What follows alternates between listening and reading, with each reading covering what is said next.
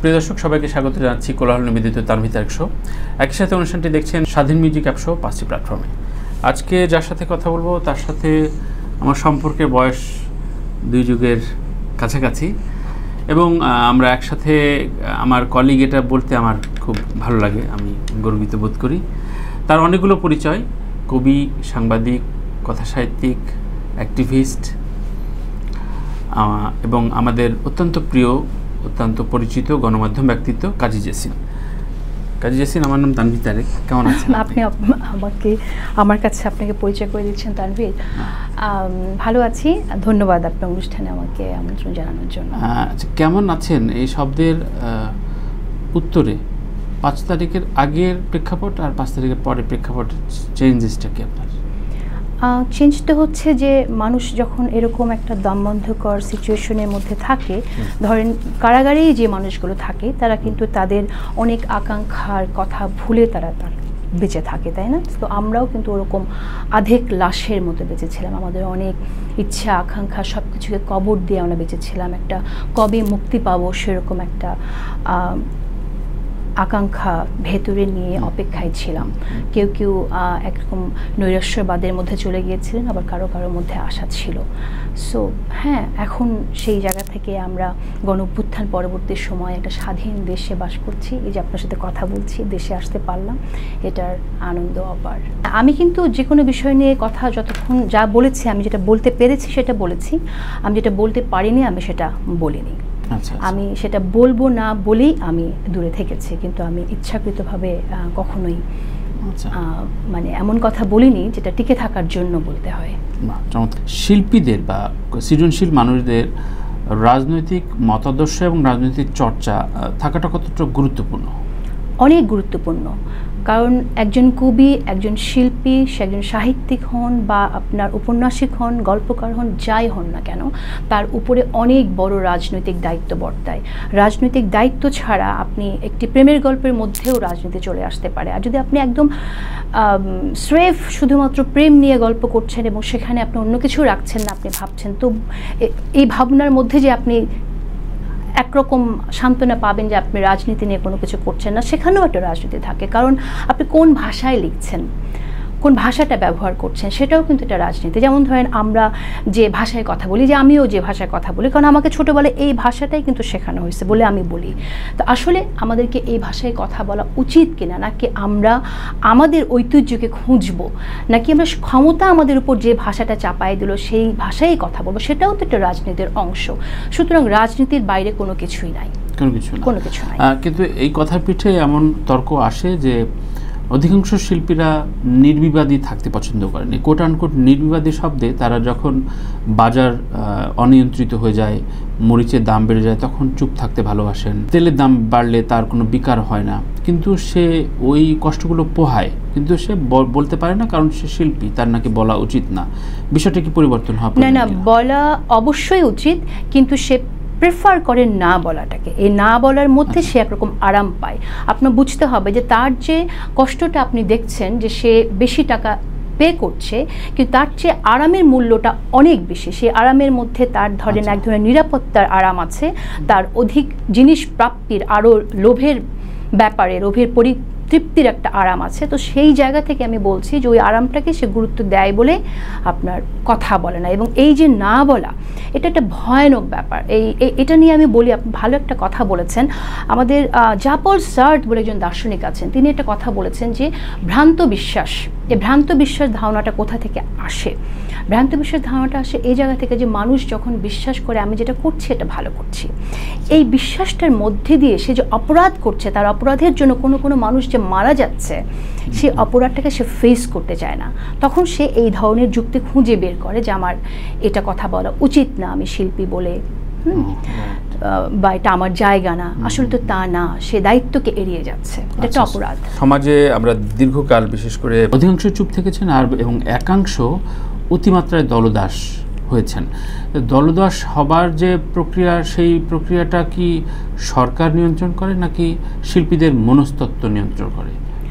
এটা কি হয় জানেন, যে কোনো ফ্যাসিস্ট সরকার ক্ষমতায় আসলে পরে সবার আগে চেষ্টা করে গণমাধ্যমকে, এবং কারণ ফ্যাসিস্টদের নিয়ন্ত্রণের মধ্যে তো 3টা স্তম্ভ আছেই, 3 স্টেপস আছেই, তাই না? বিচার বিভাগ, আপনার লেজিসলেটিভ এবং আপনার নির্বাহী বিভাগ, এগুলো সব তারা নিজেরা নষ্ট করছে, ধ্বংস করে দিচ্ছে। এরপর বাকি থাকে যে আপনার রাষ্ট্রকে নিয়ন্ত্রণ করার জন্য, সরকারের কাজকে নিয়ন্ত্রণ করার জন্য চতুর্থ স্তম্ভ, যেটা কিনা গণমাধ্যম। তো গণমাধ্যমকে যদি নিয়ন্ত্রণ করা যায় তাহলে তার খুব লাভ হয়ে যায়, নাম্বার 1। নাম্বার 2 হচ্ছে সংস্কৃতি বা শিল্পীদেরকে কেন তারা নিয়ন্ত্রণ করতে চায়? কারণ শিল্প এত গুরুত্বপূর্ণ, কারণ শিল্পের মধ্যে দিয়ে একটা মানুষকে কন্ট্রোল করতে পারে। দেখেন, একটা সময় কিন্তু মানুষ একদম জাহাজ নিয়ে এসে আমাদের এখানে যখন সাম্রাজ্যবাদ হয়েছে, জাহাজ নিয়ে এসে মানুষজন দখল করেছে, ইস্ট ইন্ডিয়া কোম্পানির কথা বলে না, দখল করেছে। সেই দখলটা খুব দৃশ্যমান ছিল, সেই দখলটা এখন আর নেই।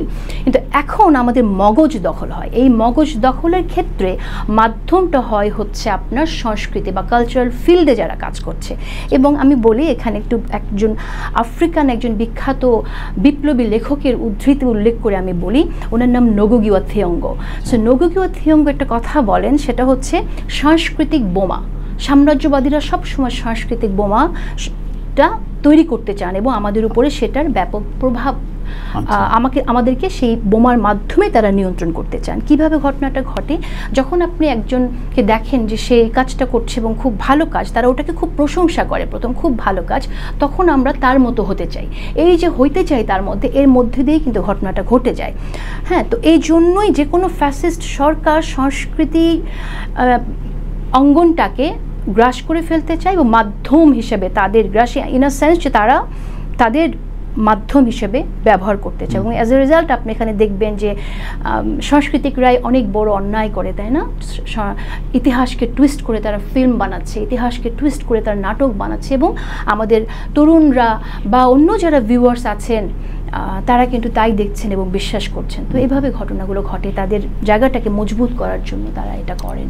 ডিফারেন্ট সিনারিও এবারের বাংলাদেশ ইতিহাসে যেটা ঘটেনি বা অভ্যুত্থান হয়েছে, কিন্তু প্রত্যেকটা অভ্যুত্থান বা স্বৈরাচার পতনের ক্ষেত্রে শিল্পী, সাংবাদিক, সাংস্কৃতিক অঙ্গনের সংযোগটা প্রচুর ছিল।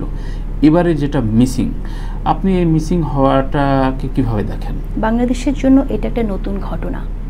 বাংলাদেশে যে ঘটনাটা ঘটেছে এবার, এই ঘটনাটা আমাদের ইতিহাসে কখনো ঘটেনি। আপনার মনে রাখতে হবে যে আমাদের ৭১-এর যে মুক্তিযুদ্ধ, এই মুক্তিযুদ্ধেও আমরা আমাদের পাশের দেশের সহযোগিতা আমরা নিয়েছিলাম এবং পেয়েছিলাম, তাই না? এবারের যে যুদ্ধটা ছিল এটা আমরা নিজেরা করেছি, এটা আমাদের ছাত্র জনতার নিজেদের করা একটা যুদ্ধ। হ্যাঁ, সুতরাং এটার সাথে প্রথমত কোনো আমাদের ইতিহাসে তুলনা দেওয়ার মতো কোনো ঘটনা কখনো ঘটেনি। এবং আপনি দেখবেন যে বিদেশের যদি আপনার বৈশ্বিক দিকে যদি আপনি দেখেন, তাহলেও আপনি এই জিনিসটা, এই ঘটনাটাই ঘটেছে যখন কিনা এই ধরনের একটা ফ্যাসিস্ট এখানে এক জায়গায় দাঁড়িয়ে যায়, হ্যাঁ, এমনভাবে একটা মাফিয়া আকারে সবাইকে, মানে লাশতন্ত্রের মধ্যে দিয়ে, মানুষকে মারার মধ্যে দিয়ে, তখন তারা ওই শিল্প মাধ্যমকে, সাংস্কৃতিক ব্যক্তিত্বদেরকে সবাইকেই তারা কিনে ফেলে এবং তারা বিক্রি হয়ে যায়। যখন এই ঘটনাটা ঘটে, বিক্রি হয়ে যায়, তখনই তো আসলে আমরা সাধারণ মানুষ, শ্রমিক জনতা পরাজিত হয় এবং ফ্যাসিস্টরা জয়ী হয়।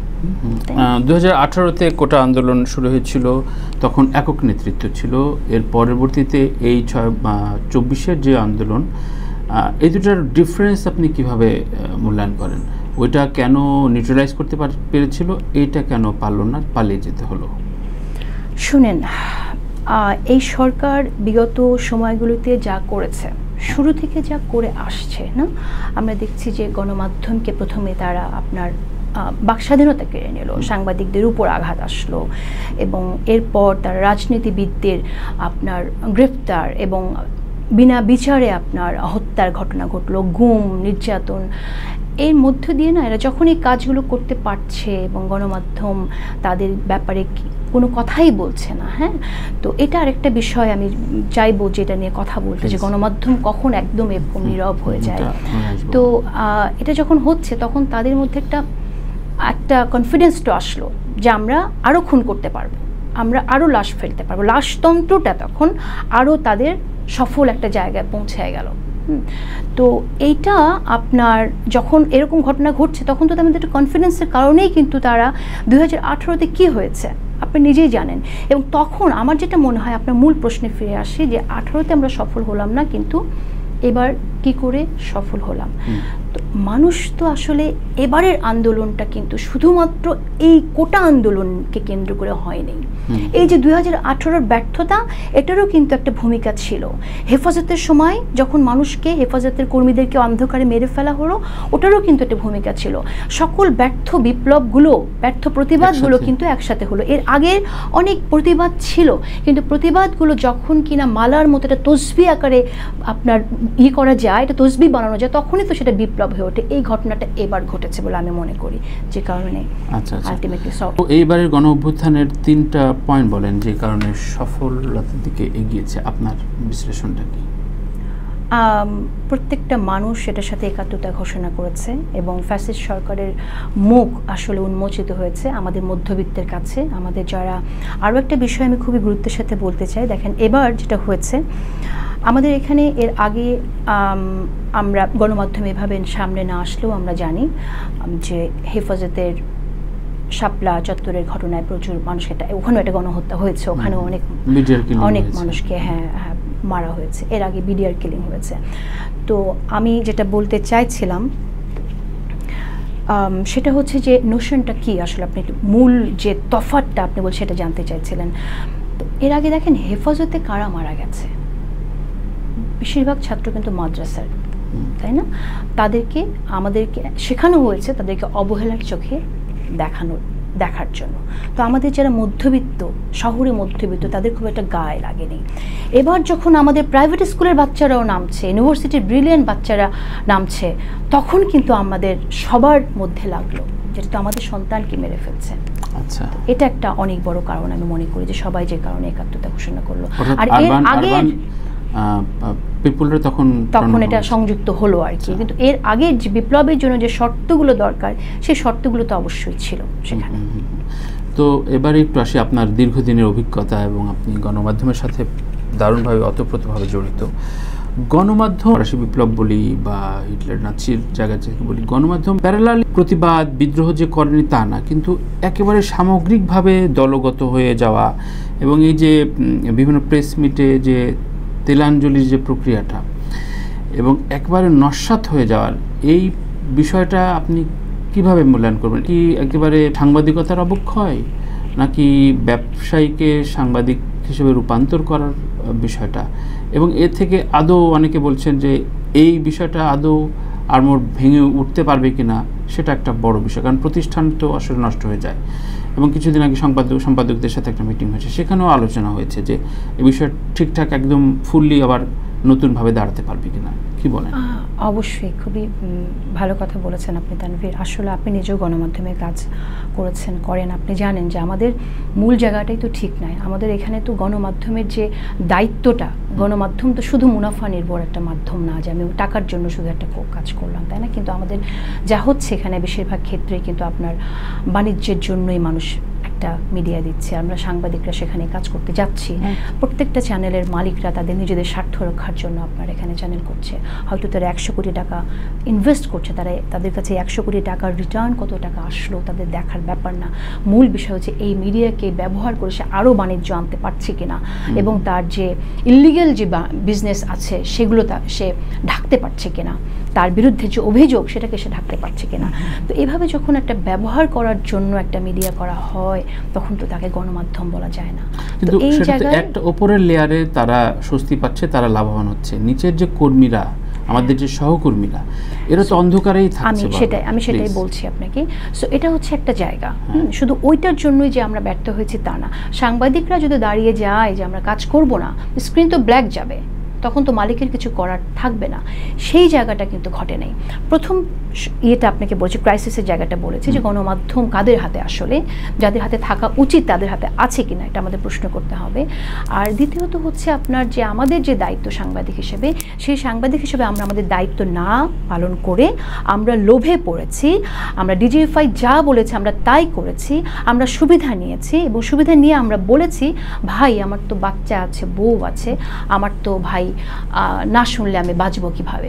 তাহলে আপনি এই কথাটা শোনার জন্য আপনার যে আপনি অপরাধকে ঢাকছেন, আপনার কাজের মধ্য দিয়ে মিথ্যা তথ্য তুলে ধরছেন, এই কাজের মধ্যে আজকে যে এত ছাত্র হত্যার মধ্য দিয়ে, হাজার মানুষ হত্যার মধ্য দিয়ে আজকে যে আমরা এই যে একটা দ্বিতীয় স্বাধীনতা পেলাম, এর দায় কি সাংবাদিকদের উপর না? এর দায় তো তাদের উপর। তারা তো সহযোগিতা করেছে মাফিয়া সরকারকে। They become turn to be কি বলবো, মাফিয়া মিডিয়া একটা পরিণত হয়েছে। এই মাফিয়া মাধ্যম হয়ে তারাও সহযোগিতা করেছে। এটা তারা অন্যায় করেছে। এই অন্যায় যারা করেছে তাদেরকে ডেফিনেটলি সংবাদ মাধ্যমে তাদের থাকা উচিত না, কারণ তারা মূল জায়গাটাই তো ব্যর্থ হয়েছে। সাংবাদিক সংগঠনগুলোর দায়, সংগঠন আকারেই তো তাদেরকে পেট্রন করা হয়েছে তানভীর, আপনি নিজেই জানেন। সংগঠনগুলি তো পেট্রন করেছে, তাই না? একটা সাংবাদিক কোথায় কাজ করতে পারবে না পারবে, তারা তো এটা আপনার সাংবাদিকরাই তো ডিজিএফ এর সাথে বসে কাজ করেছে, কাকে ফেলে দিতে হবে, কাকে রাখতে হবে, তাই না? রাষ্ট্র যখন ঘাতকের মতো টার্গেট করে ফেলে একজন সাংবাদিক যে সৎ কথা বলতে চায়, তখন তো আপনার সাংবাদিকরা বাকি অন্য সাংবাদিকদের জন্য উঠে না দাঁড়ায়, তখন তো আসলে পুরো মিডিয়া ব্যর্থ হবেই। সেটাই হয়েছে। সেই ব্যর্থতার ক্ষেত্রে আমরা দেখলাম যে এই গণ অভ্যুত্থানে বাংলাদেশের ভেতরে থাকা বিচ্ছিন্ন 2-3 জন সাংবাদিক ছাড়া কেউই আসলে নিজেকে ওন করতে পারলো না যে এটার সঙ্গী আমি। এটা তো নিশ্চয়ই একটা বিব্রত, এটা লজ্জা। এবং পাশাপাশি যারা ওয়েলকামড হলেন তারা বিভিন্নভাবে দেশ থেকে বিতাড়িত, ইনক্লুডিং কাজী জেসিম। তো এর বাইরে বেশ কয়েকজনের নাম আমি বলতেই পারি, জুলকারনাইন সামি, সো পিনাকি আছেন, আরও অনেকে আছেন অ্যাক্টিভিস্ট হিসাবে। এই যে ফ্রি মিডিয়া, এই ওনাদের ভূমিকার জায়গা, আপনার অবস্থানের জায়গাটা কিভাবে আপনি মূল্যায়ন? আমি মনে করি যে যারা দেশ ছেড়েও দূর থেকে কাজ করেছেন তাদের ভূমিকা তো অবশ্যই খুব গুরুত্বপূর্ণ। এটাও অনেক ত্যাগের জায়গা। আপনি এটা ভাববেন না যে সে দেশ ছেড়ে কাজ করেছে বলে তাকে ফেস করতে হয়নি, কারণ আমি জানি যে কি পরিমাণ রিস্ক তার উপর দিয়ে গেছে। হ্যাঁ, সো তাদের, আপনি জানেন যে কনক সারোয়ারের বোনকে গ্রেফতার করে নিয়ে গেছে, পিনাকি ভট্টাচার্য তার মাকে নিয়ে গেছে, তার ওয়াইফকে নিয়ে গেছে, এবং আমি তসনিম খলিলের মাকে নিয়ে গেছে। তো সবার কথাই আমি জানি যে তাদেরকে কি পরিমাণ আপনার নির্যাতনের মধ্য দিয়ে যেতে হয়েছে। তো সেই জায়গা থেকে যে কাজটা ওনারা কন্টিনিউ করে গেছেন, এটা আমি মনে করি অনেক সাধুবাদ পাওয়ার যোগ্য। গণমাধ্যম নিয়ে আমরা কথা তুলছিলাম, তো গণমাধ্যমের এখন যেহেতু একটা উন্মুক্ত মিডিয়া, যেটা 10-12 বছর আগেও ছিল না, তো এটা যেমন একটা ব্যাড সাইড রয়েছে, তেমনি এটা ইতিবাচক দিকও রয়েছে। সামনের দিন আমরা খুব সংস্কারের কথা বলছি, সামনের দিনে এই বিষয়গুলো, সেটা ফেসবুক মিডিয়াম বলি কিংবা অনলাইন মিডিয়াম বলি, এই নিয়ন্ত্রণ রাখা এবং অনিয়ন্ত্রিতভাবে সুন্দরভাবে সাজানো, এটা খুবই সাংঘর্ষিক কথা আর কি। কেউ বলছেন যে এটাকে নিয়ন্ত্রণ করা উচিত, তো নিয়ন্ত্রণ শব্দটা তো খুব ফ্যাসিস্ট শব্দ, মানে নিয়ন্ত্রণ করার বিষয়টা। আবার কেউ বলছেন যে নিয়ন্ত্রণহীন গণমাধ্যম অনেক ভুলভাল গুজব ছড়ায়, যেটার ভিতরে আমরা এখনও প্রতিদিন ডক্টর ইউনূসকে নিয়ে কমপক্ষে 20টা পোস্ট হয়, নানান উদ্ভট নিউজ। তো এটার আসলে কোনো গাইডলাইন খুব জরুরি কিনা, এই বিষয়গুলো আমরা অনিয়ন্ত্রিত অবস্থায়। আমি হ্যাঁ, ঠিক বলেছেন আপনি, যে আমার মনে হয় যে এখানে নিয়ন্ত্রণ শব্দটা সাউন্ডস রিয়েলি ব্যাড, কারণ আমরা নিয়ন্ত্রণের বিরুদ্ধে আমরা দাঁড়াতে চাই, কিন্তু at the same time we have to make sure যাতে করে আমরা ভুল তথ্য মানুষের কাছে না যায়, রিউমার ছড়িয়ে মানুষের ক্ষতি না হয়। কারণ একটা মানুষের, আপনি যখন এই স্বাধীনতা দিচ্ছেন এবং একটা মানুষের বিরুদ্ধে রিউমার ছড়ানো হচ্ছে, সেই মানুষকে ক্ষতিপূরণ দেওয়ার দায়টা কার উপর বর্তাবে, সেটা আমাদের চিন্তা করতে হবে। ওই দায়টা কার উপর বর্তাবে সেইটা যদি আমরা বুঝতে পারি, তখন আমার মনে হয় যে এটা আলটিমেটলি নিয়ন্ত্রণ করা যাবে। কারণ একটা বিষয় খুব থাকা দরকার, মানে পরিষ্কার থাকা দরকার, সেটা হচ্ছে যে ভুল তথ্য ছড়ানোর দায়টা কিন্তু আমি যদি ছড়াই, সে দায়টা আমারই নিতে হবে। এটা আমাদের একটা প্রথম জিনিস আমাদের মেকশিওর করতে হবে। আরেকটা জিনিস হচ্ছে যে নিয়ন্ত্রণের নামে যে ধরনের নিপীড়নমূলক আইন আছে, সেগুলো নিয়েও কথা বলতে হবে। এগুলো আমার মনে হয় সংশোধন করতে হবে, কিছু কিছু আইন বাতিল করতে হবে। সো গণমাধ্যমের জন্য একটা স্বাধীন কমিশন দরকার, এবং সেখান থেকে আমার মনে হয় যারা আছেন গণমাধ্যম ব্যক্তিত্ব সবাই বসে সিদ্ধান্ত নিতে পারবেন যে আসলে এই প্রেক্ষিতে এখন আমরা কিভাবে কাজ করব। বিশেষ করে অনলাইন মিডিয়া নিয়ে আমাদের চিন্তা করতে হবে, এবং ব্রডকাস্ট মিডিয়ার ক্ষেত্রেও আপনার সাংবাদিকরা সত্যিকার অর্থে কি করে তাদের হাতে ক্ষমতা থাকে সত্যিকার সত্য তথ্য মানুষের কাছে তুলে দেওয়ার জন্য মালিক নির্ভর সাংবাদিকতা না করে, ওটাও একটু ভাবা দরকার। এক ধরনের ভ্রান্তি আছে, সেই সরকার নেই, সুতরাং আবার একটা আগ্রাসন হবে কিনা, ধর্মীয় একটা কোন্দল তৈরি হবে কিনা, এসব বিষয়ে আবার পাবলিক ডোমেনে অনেকে কথা বলতে চায় না, সেন্সিটিভ শব্দে আবার ভয়ে থাকে। আপনার কি বিশ্বাস, কি ধারণা? এটা অনেকেরই প্রশ্ন যে আধুনিক যে বাংলাদেশের স্বপ্ন দেখছি সেটা সামনে যেই রাজনৈতিক দলই আসুক সেইটা বাংলাদেশিরা পাবে কিনা। একটা বিষয় এখানে বলি আপনাকে, প্রথম যে কথা সেটা হচ্ছে যে আওয়ামী লীগ যে সেকুলারিজমের কথাটা বলে, আওয়ামী লীগ তো আওয়ামী লীগের মূল রাজনীতির যে আপনার ক্যাম্পেইনের একটাই তো হচ্ছে আপনার সেকুলারিজম, তাই না? সো এই সেকুলারিজমের কথা বলে, সেকুলারিজম মানেটা কি? রাষ্ট্র ধর্মের ক্ষেত্রে আপনার রাষ্ট্র এবং মানুষের যার যার ধর্ম সে পালন করবে, রাষ্ট্র থেকে সেখানে কেয়ার করবে না। কিন্তু আমরা কি দেখলাম? আমরা দেখলাম স্টেট মেশিনারিজ ব্যবহার করেই তো মানুষের ধর্ম সম্পর্কে ভীতি সৃষ্টি করা হলো, তাই না? তো আপনি শুধু স্টেট মেশিনারিজ ইউজ করে না, সংস্কৃতির ক্ষেত্রেও আপনি দেখেন বিভিন্ন সময়, আমরা ৭১ পরবর্তী সময়ে আমরা সব সময় দেখেছি একজন রাজাকারের টুপি থাকবে, দাড়ি থাকবে, তাই না? তো সকল দাড়িওয়ালা টুপিওয়ালাই কি দাড়ি টুপি যারা পড়ছেন তারাই কি শুধু আপনার রাজাকার? এর বাইরে কেউ ছিলেন না? যে কোনো খারাপ মানুষ মানে তারা একটা দাড়ি থাকবে, টুপি পরা থাকবে, এই জিনিসটা তারা সবসময় পোর্ট্রেট করে দেখিয়েছেন। এবং এই বিগত 15 বছরও আমরা দেখলাম যে আপনার কেউ কোনো বিরোধী মত রাখলেই তাকে বলা হতো সে একসময় বলতো জামাত, তারপর বলা শুরু করলো হেফাজত, হ্যাঁ, জামাত শিবির হেফাজত তারা করে। তো এই যে একটা, এবং আপনার বিচার বিভাগকে ব্যবহার করেও তাদের বিরুদ্ধে যে ধরনের আপনার এক পেশে বিচার আমরা দেখলাম করতে তথাকথিত বিচারকদের, তাই না, যারা আজকে অনেক প্রশ্নবিদ্ধ হচ্ছেন। তো এটা তো আপনার ঠিক না। তো এটার মধ্যে দিয়ে যেটা হয়েছে আসলে আমাদের এখানে একটা আওয়ামী সেকুলারিজম দাঁড়িয়ে গেছে। এই আওয়ামী সেকুলারিজমটা কি করছে? এটা প্রচণ্ড রকমভাবে তারা একটা ইসলামোফোবিয়ার মধ্যে ভুগছে আমি মনে করি। হ্যাঁ, সো এটা একটা জিনিস। আর পাশাপাশি এটা কি ট্রু না, এটা কি সত্যি না আপনি যেটা বলছেন যে অনেক আমরা এমন মানুষকে দেখছি যাদের আগে দেখা যায় নাই, ঠিক না, যারা দাড়ি পড়ছেন, টুপি পড়ছেন, আপনি তাদের তো ভয় দেখিয়ে গর্তে রেখেছিলেন কেন? চুপ করে তাদেরকে আপনি গর্তে রেখেছিলেন, তাদেরকে নির্যাতন করেছিলেন। আজকে তারা কথা বলার সুযোগ পেয়েছে, বলতে দেন, কথা বলবে, তারা সামনে আসবে। এই স্বাধীনতাটুকুর জন্যই তো এই লড়াইটা হলো যে সব মানুষ কথা বলবে, সবাই কথা বলবে। তো কিন্তু প্রশ্নটা হচ্ছে যে আমরা কি সামনের দিকে এমন একটা সময়ের মধ্যে যাব যেখানে কিনা এই আপনার ইসলামোফোবিয়া বলতে আপনি বলতে চাইছেন যে ফোবিয়াটা ছড়ানো হচ্ছে তাদের জয় হবে কিনা? আমার কাছে সেটা মনে হয় না যে ফোবিয়া ছড়ানো হচ্ছে সেটা আসলে ফোবিয়া। ব্যাপারটা কিন্তু খুব ছড়ানো হয় রাজনৈতিকভাবে, এটা রাজনৈতিকভাবে ছড়ানো হচ্ছে এবং সময়ের সাথে সাথে এটা মোকাবেলা করা যাবে বলে আমি মনে করি। এটা একটু যে সাংস্কৃতিক ক্যাম্পেইন দীর্ঘদিন 15 বছর ধরে করেছে, তো অনেকে যেটা হয়েছে যে তারা ইতিমধ্যে বিশ্বাস করছেন। তো কিছু মানুষ আছে যারা আসলে বিভিন্ন সময়ে তাদের কনশাস না থাকার কারণে এই কথাগুলো বিশ্বাস করেছেন, তাদের ক্যাম্পেইনটা বিশ্বাস করেছেন। এবং অনেকে তো আছে, তাই না, যে পারিবারিকভাবেও আপনার আওয়ামী লীগকে সমর্থন করেছে। যখন সমর্থন করেছে তখন তার বাবা যেটা বলছে সেটাই বিশ্বাস করেছে। কিন্তু আজকের সময় কিন্তু আপনি দেখবেন একটা পরিবারে যেখানে আপনার কিনা বাবা মা না বলার পরও সন্তানরা বেরিয়ে গেছে, তাই না? একজন পুলিশ অফিসার খুনের মানে গুলি করার অর্ডার দিচ্ছে, সেই পুলিশ অফিসারের সন্তান বের হয়ে সেও শহীদ হয়েছে। তো এই ঘটনা তো ঘটেছে। আমার মনে হয় যে এই তরুণরাই যথেষ্ট, আমাদের ছাত্ররাই যথেষ্ট আগামী দিনটাকে আপনার দেখানোর জন্য যে এটা কোনো ইসলামোফোবিয়া দেখিয়ে লাভ নেই, দিস ইজ অ্যাকচুয়ালি ফোবিয়া। এবং এই বাংলাদেশে বাংলাদেশ কখনো আফগানিস্তান হবে না, বাংলাদেশ কখনো সৌদি হবে না, বাংলাদেশই থাকবে। এটাও খুবই সকলের জনমনের প্রশ্ন এবং আমার ম্যাক্সিমাম কমেন্ট আসে এটা নিয়ে। সেটা হচ্ছে ভারতের সাথে আমাদের আসলে সম্পর্কের বিন্যাসটা কেমন হবে? প্রতিবেশী রাষ্ট্র আর বন্ধু রাষ্ট্র কাকে বলে? সো বন্ধু রাষ্ট্র কিনা সেটা তো আমরা এবার দেখলাম। বন্ধু কার সেটা একটা প্রশ্ন। বন্ধু কি আমার, বন্ধু কি আপনার, বা বন্ধু কি আমাদের দেশের সাধারণ মানুষের, নাকি বন্ধু আওয়ামী লীগের? সেটা তো আমরা দেখলাম। বিগত সময়গুলোতেও দেখেছি যে আমাদের এখানে জনমানুষের অধিকার, মিনিমাম একটা ভোটের অধিকার, একটা ভোট মানেই কিন্তু গণতন্ত্র না।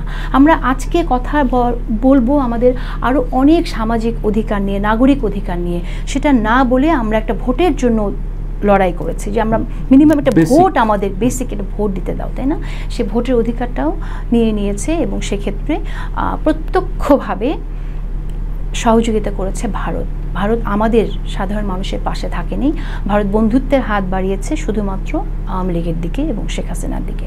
তো সেটা একটা প্রশ্নের উত্তর আপনি বোধহয় পেয়ে গেছেন যে ভারতকে আমরা পাইনি আমাদের বন্ধু রাষ্ট্র হিসেবে। এখন প্রতিবেশী রাষ্ট্রের কথা যদি বলি, প্রতিবেশী রাষ্ট্র হিসেবে আমি মনে করি যে বর্তমানে অন্তর্বর্তীকালীন সরকার প্রফেসর মোহাম্মদ ইউনূস যে উদ্যোগ নিয়েছেন এবং তিনি প্রতিটি প্রশ্নের জবাবে যা বলছেন সেটা সাধুবাদ পাবার যোগ্য, এবং আমি সম্পূর্ণভাবে ওনাকে সমর্থন করি the way he is dealing. এভাবেই আসলে আমাদের ডিল করা উচিত। আমরা একটা সভরেন কান্ট্রি, সো আমাদের নিজেদের সক্রিয়তা আছে, আমাদের নিজেদের মতো করে দাঁড়ানোর আমাদের ভয়েস নিয়ে, সো সেটা আমরা দাঁড়িয়েছি এবং আমি বিশ্বাস করি সেটা আগামীতেও সম্ভব হবে। এবং আমি প্রত্যাশা করি যে ভারত বুঝতে পারবে যে প্রতিবেশীর সাথে সম্পর্ক কীভাবে রক্ষা করতে হয়। মানে এখন আর না ওই কি বলবো, দাদাগিরি বলি আর আপনার মুরব্বিগিরি বলি বা গুরুগিরি বলি, যে গুরু হয়ে যে আমাদের সংস্কৃতিটা, ভারতীয় সংস্কৃতিও এখানে যেভাবে ওনারা চেষ্টা করেছেন প্রচার করা, ভারতীয় সেকুলারিজম, মোদির চোখে মুসলিম যা, ইসলামিস্টরা যা, ইসলাম ধর্ম নিয়ে যারা রাজনীতি করছেন তাদের অধিকার আছে। মোদি নিজেও তো একটা হিন্দু ধর্মের নেতা, হিন্দু ধর্মভিত্তিক একটা দল RSS-এর নেতা, তো তিনি একটি ধর্মভিত্তিক দলের নেতা হয়ে এই দেশের ধর্মভিত্তিক রাজনীতি যারা করছে তাদেরকে যেভাবে উনি দেখেছেন এবং দেখানো হয়েছে আওয়ামী লীগের মধ্য দিয়ে, সেই জিনিসটা আমার মনে হয় যে আগামীতে বন্ধ হবে। কারণ আমরা কারো চোখ দিয়ে আমাদের দেশের কোনো দলকে, কোনো গোষ্ঠীকে দেখতে চাই না, আমরা নিজেদের চোখ দিয়ে দেখব, এবং সেই জায়গায় চিন্তার স্বাধীনতাটা খুব দরকার আমি বলি, এবং স্বাধীনভাবে যেন আমরা চিন্তা করতে পারি। আমাদের এই 16 বছরে 18টি চলচ্চিত্র হয়েছে বলিউডে, রাজি, গুন্ডে, পিপা থেকে শুরু করে, সেগুলো খুবই এমন না যে খুব কম বাজেটের ছবি, খুবই সিগনিফিক্যান্ট ছবি এবং যেখানে ইতিহাস বিকৃতি হয়েছে, কিন্তু তখন শিল্পী সমাজের যথারীতি মুখে কুলুপ এঁটেছিল। এবং আমি সাধুবাদ জানাই শাফিন আহমেদকে, শাফিন ভাই এটা নিয়ে লিখেছিলেন। কিন্তু কাজটা তো আমাদের সংবাদকর্মী না, আমরা অল্প বেতনের চাকরি করি, অধীনস্থ হয়ে থাকি, শিল্পীরা উন্মুক্ত, তারা মতামত দেবেন। দায়িত্ব ছিল তথ্য মন্ত্রণালয়, সংস্কৃতি মন্ত্রণালয়, প্রতিরক্ষা মন্ত্রণালয়। তাদের একটা চিঠি যায়নি, একটা কোনোরকম সরি বলার জন্য অনুরোধ যায়নি, বা সংসদের জন্য কথা যায়নি। তো এইগুলো তো একটা সাংস্কৃতিক ক্রাইম। আপনি কি বলবেন, এটা কি তারা খুবই পরিকল্পিতভাবেই করছে? তারা সকল আপনার সাম্রাজ্যবাদী শক্তি এই কাজটা অতীতে করে এসছে, যেটা আমি আপনাকে একটু আগে বলছিলাম থিয়ঙ্গের কথাটা বলে, যে এটা আসলে একটা সাংস্কৃতিক ক্রাইম, যেটাকে বলি সাংস্কৃতিক বোমা। এটা তারা তৈরি করার মধ্য দিয়ে আমাদের এই যে সময়ে যে ইসলামোফোবিয়াটা ক্রিয়েটেড হয়েছে এবং আরও কিছু ভ্রান্ত চিন্তা মানুষের মধ্যে চলে এসেছে, এটা তারা কিন্তু এই ধরনের মুভি বানানোর মধ্য দিয়ে তারা করেছে। নাটক বলেন, চলচ্চিত্র বলেন, এটার মধ্য দিয়েই করেছে। এবং এটা অবশ্যই তারা এটা কোনোভাবেই করতে পারে না। এবং আমাদের এখান থেকে তো সাংস্কৃতিক মন্ত্রণালয় প্রতিবাদ অবশ্যই জানানো উচিত ছিল। প্রতিবাদ জানানো দূরের কথা, সেটা আপনি প্রত্যাশা করাটাও আমাদের উচিত না। কারণ আমরা দেখেছি যে ফ্যাসিস্ট সরকার কিভাবে আওয়ামী লীগ মোদির সহযোগিতায় ক্ষমতায় ছিল। সুতরাং আমি জানতাম যে এটাই হবে, এবং তারা গাইডেড, দেশে এমনভাবেই পরিচালিত হয়েছে যেভাবে তারা গাইডেড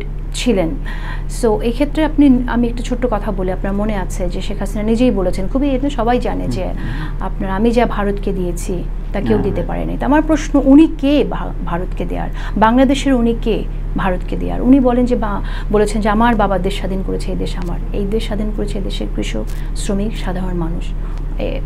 শেখ মুজিবুর রহমান কোনো সম্মুখ সমরের যোদ্ধা ছিলেন না। আপনার 52 ভাষা আন্দোলন থেকে শুরু করে আপনার মুক্তিযুদ্ধের ব্যাপারটা বুঝতে হবে। যেমন এই 24-এর গণ অভ্যুত্থান শুধু 24-এর কোটা আন্দোলনকে নিয়ে হয়নি, এটার সাথে আরও অনেক কিছু সম্পৃক্ত। এর সাথে আছে আপনার বিডিআর হত্যা, এর সাথে আছে সড়ক আন্দোলন, নিরাপদ সড়ক আন্দোলন, এর সাথে আরও অনেক আন্দোলন আছে, হেফাজত আছে। সব কিছু মিলেই কিন্তু শেষ পর্যন্ত এই বিপ্লবের মালাটা গাঁথা হলো, তাই না? 71-ও কিন্তু শুধুমাত্র 71 হঠাৎ করে হয়ে ওঠেনি, এর আগে অনেকগুলো রাজনৈতিক প্রতিবাদ থেকে শুরু করে, আন্দোলন থেকে শুরু করে, তাই না, বিপ্লব থেকে শুরু করে আলটিমেটলি আমরা 71-এর মুক্তিযুদ্ধে পর্যন্ত পৌঁছালাম। সেখানে আমরা কিন্তু ভাসানীর নাম থেকে শুরু করে আমাদের আরও যারা নেতা আছেন তাদের নাম আমরা কখনোই আওয়ামী লীগের মুখ থেকে শুনিনি, শুধুমাত্র শেখ মুজিবের নামই শুনেছে। শেখ মুজিবকে তারা বানিয়ে দিয়েছেন একরকম নবী। সো ওনারা এখন ইসলামোফোবিয়া দেখছেন, যেখানে তো আওয়ামী লীগও তো একটা ধর্ম বানিয়ে ফেলেছেন ওনারা। ওনাদের নবী ছিলেন শেখ মুজিবুর রহমান, ঠিক না? এবং সেই নবী যা চিন্তা করতেন সেই ধর্ম অনুযায়ী দেশটাকে তারা শাসন করেছেন। কীরকম আমি ছোট করে বলি, অনেকে বলেন যে শেখ হাসিনা যা করেছেন সেটা আসলে ঠিক করেননি, শেখ মুজিবুর রহমান যা করেছেন মানে শেখ মুজিবুর রহমান থেকে অনেক সরে গেছে এখনকার আওয়ামী লীগ। আমি বলি একদম ভুল কথা। কারণ শেখ মুজিবুর রহমান যা করেছেন, তার যে আদর্শ, ওনারা শেখ মুজিবুর রহমানকে নবী বানিয়ে তাই ফলো করেছেন। হ্যাঁ, কারণ শেখ মুজিবুর রহমানই তো বাকশাল কায়েম করেছিল, তিনি নাম দিয়েছিলেন। উনি একটা সংসদীয় গণতন্ত্র থেকে প্রেসিডেন্সিয়াল ইয়েতে চলে গেলেন, ফর্মে চলে গেলেন। এটা তো একটা গণতন্ত্রের জন্য আমাদের দেশের মানুষ প্রাণ দিয়েছিল। এদেশের মানুষ, কত মানুষ মারা গেছে গণতন্ত্রের জন্য। আপনি প্রথমে তো এসেই মুক্তিযোদ্ধার সাথে বেইমানি করেছেন, আর আপনি সেই মুক্তিযোদ্ধাদের নিয়েই খেলছেন, তাদেরকে ভাতা দেওয়ার নাম করে ভুয়া তালিকা করে আপনাদের দলের লোকজনকে আপনারা পয়সা দিয়েছেন তাদের কাছ থেকে রাজনৈতিক ফায়দা নেওয়ার জন্য, তাই না? এবং আমি আবার কথায় ফিরে আসি, সো যেটা বলছিলাম যে ওই একই ধারাবাহিকতায় কিন্তু শেখ হাসিনাও ছিলেন, এক দল এক শাসন। আলটিমেটলি তাই তো হয়ে 14 দল করেছে এবং বাকি সব দলকে নির্মূল করে দিয়েছে। একটা বৃহৎ দল এখন জয় বলছেন এই দেশে দুটো মকারি ছিল, মানে অন্যান্য দল হিসেবে একটা দেখানোর মকারি ছিল, ওটা সাধারণ জাস্ট পুতুল দল হিসেবে কিছু রাখা হয়েছিল। কিন্তু মূল দল যেটা আসলে অত্যন্ত জনপ্রিয় দল বাংলাদেশের, এত মানুষ যে দলের জন্য আপনার ভোট দিয়েছে এবং দেখতে চেয়েছে ক্ষমতায়, সেই দলের মহাসচিবকে এটা ইতিহাসে দেখেছেন আপনি কতবার? আমি তো মনে হয় 50-এর অধিক 52 বার তাকে জেলে যেতে হয়েছে। এই জায়গায় একটা বিষয় আমার খুব জানতে ইচ্ছা করে, ধরেন প্রগতিশীল মানুষ, যখন আমরা 71-এর পরবর্তী যেই পার্সন পেলাম বাংলাদেশে, যে এরা গোল্ড হার্ট, এরাই বাংলাদেশকে অনেক আধুনিক জায়গায় নিয়ে যাবে, সংস্কৃতিতে, শিক্ষায়, সাহিত্যে, এবং সেই মানুষগুলো 71-এর সেই মানুষগুলো 24-এ খুব নীরব থাকলেন।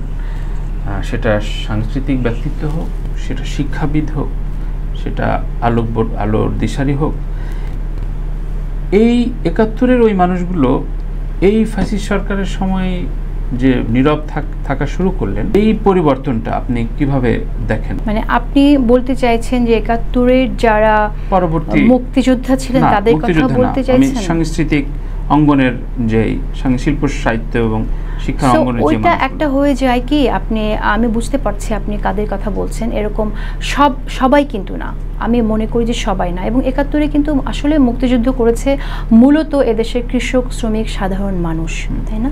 তো গুটি কয়েকজন আপনি শিল্পীর কথা বলতে পারেন, যেটা দেখে আপনি যেহেতু সবসময় তাদের নিয়ে কাজ করেন, আপনি দেখছেন আহত হওয়া খুবই স্বাভাবিক।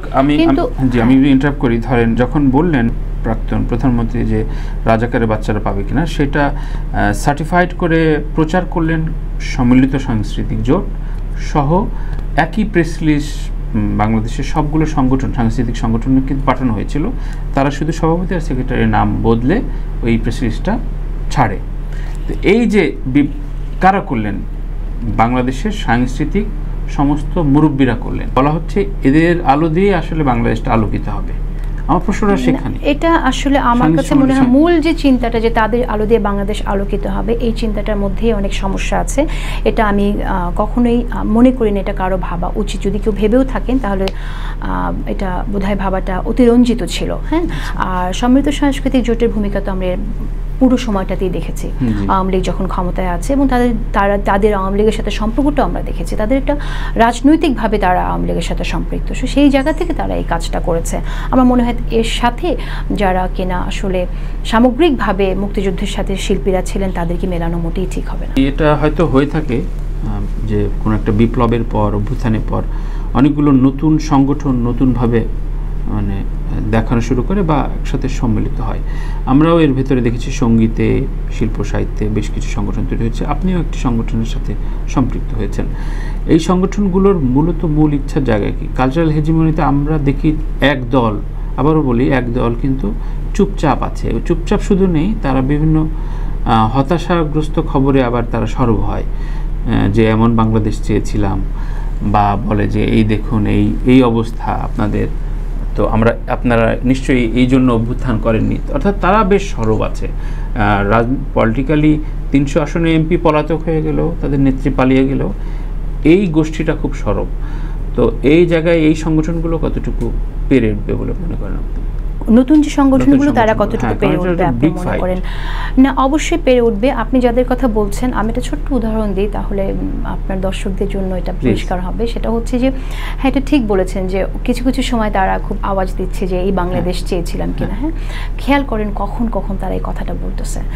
জামাত যখন বলল যে আমরা সবাইকে ক্ষমা করে দেব, পরবর্তীতে তারা ব্যাখ্যা করেছে এই বিষয়ে, কিন্তু প্রথম যখন এটা বললো জামাত যে আমরা সাধারণ ক্ষমা ঘোষণা করব, একটা মানুষও তাদের, আপনি আপনি যাদের কথা বলছেন তারা কিন্তু এটা নিয়ে বলেনি জামাত কি করে এটা বলতে পারে গণহত্যাকারীদের ক্ষমা করে দেবে।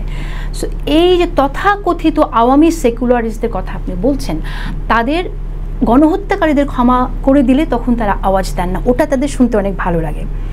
বাট যখন বলে যে জাতীয় সঙ্গীত বদলাই দিতে হবে, কে বলেছেন? আমান আজমি বলেছেন, একজন ব্যক্তি যিনি 10 বছর আয়না ঘরে ছিলেন এবং তিনি সূর্যের আলো দেখেননি।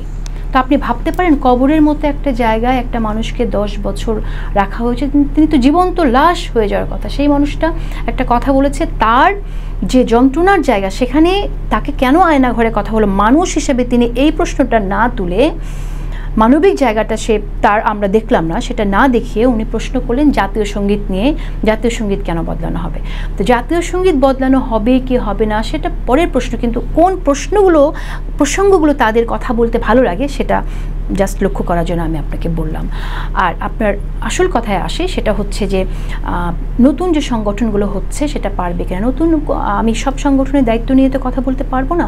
সো আপনি যে সংগঠনের কথা বলছেন যেখানে আমি সম্পৃক্ত আছি, জাতীয় সাংস্কৃতিক মৈত্রী, এই জাতীয় সাংস্কৃতিক মৈত্রী মূলত জুলাই গণঅভ্যুত্থানের পুনর্গঠন, জুলাই গণঅভ্যুত্থান পরবর্তী যে আপনার পুনর্গঠন, এটার যে আপনার স্পিরিট, এই স্পিরিটটাকে নিয়েই এই মঞ্চটা করা হয়েছে। তো এখন যখন আমরা সব কিছু নতুন করে ভাবার কথা বলছি, পুনর্গঠনের কথা বলছি, সংস্কারের কথা বলছি, আমি মনে করি সংস্কৃতি কখনোই এর বাইরে না। তো এই জায়গা থেকে আমরা কাজ করতে চাই, আমরা দেখতে চাই যে আসলে আমাদের ঐতিহ্যকে খুঁজে পেতে চাই, যে সংস্কৃতির মধ্যে আমাদের যে বাংলাদেশ হিসেবে আমাদের যে কালচার, এটা খুঁজে পেতে চাই, এবং আমি মনে করি যে সেটা আমরা করতে পারবো। এর বাইরে যেহেতু পুনর্গঠনের কথা বলছেন, এর সাথে কিন্তু খুব আমরা চমৎকারভাবে দেখছি কেউ পুনর্বাসনের চেষ্টায় রয়েছেন। তো আজকে যখন আমরা কথা বলছি তার ঠিক 2 দিন আগে জাতীয় জাদুঘরে একটা প্রোগ্রাম ছিল, সেটি সিনেমার নির্মাতাদের নিয়ে, এবং উসিলা সিনেমা 24 গণ অভ্যুত্থান, সেখানে 2 জন